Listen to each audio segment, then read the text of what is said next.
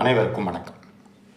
கடந்த சில நாட்களுக்கு முன்பாக தமிழக முதலமைச்சர் ஐயா ஸ்டாலின் அவர்கள் ஒரு கேள்வி கேட்டிருந்தார் பிரதமர் அவர்களிடம். ஆர்டிஇ, அதாவது இலவச கல்வி அல்லது கட்டாய கல்வி, அந்த கல்வியில் இலவச கட்டாய கல்வியில் 25% அரசாங்கம் ஏற்கனவே மத்திய அரசாங்கம் ஒதுக்கி அதுக்குரிய பணம் கொடுத்துக்கிட்டு இருக்கு. அதில் சில திருத்தங்கள் வேணும் அப்படின்னு கேட்டிருக்காரு. என்ன திருத்தம்னு இதுவரையும் சொல்லவே இல்லை.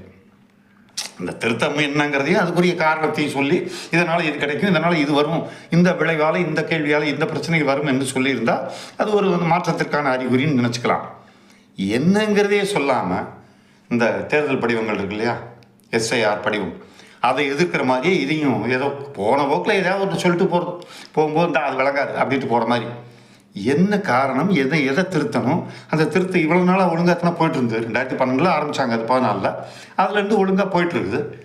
இது வரைக்கும் ஒழுங்காக போய் கொண்டிருக்கக்கூடிய ஒரு திட்டத்தை அதில் என்ன மாற்றம் வேணும், என்ன திருத்தம் வேணும்னு சொன்னால் ஒரு மாநில முதலமைச்சருங்கும் போது சொல்லும் பொழுது ஒரு மத்திய பிரதமர் அவங்க கண்டிப்பாக என்னங்கிறத கேட்பாங்க, உறுதியாக கேட்பாங்க. என்ன காரணம்னு சொல்லாமல் சில திருத்தங்கள் செய்யுங்க. சில திருத்தம்னா என்ன, அதாவது போகிற போக்கில் சொல்லக்கூடாது. அவருக்கு எழுதி கொடுக்கக்கூடியவங்களும் ஏதோ கருத்தாளமிக்க ஒரு விஷயத்தை சொல்லி கொடுத்தா நல்லாயிருக்கும். இதனால் இந்த பிரச்சனை இருக்குது, இந்த பிரச்சனையால் இது வருது அப்படிங்கிற சொல்லி கொடுத்தா நல்லாயிருக்கும்.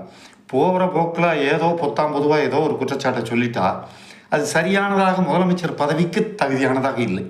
ஒரு ஏதோ குற்ற உணர்ச்சியிலேயே நம்மளை எல்லாரும் பார்க்குற மாதிரியே எனக்கு தோணுது. என்னைய மாதிரி சாதாரண அறிவு படைத்தவர்களுக்கு எப்படி தோணுது.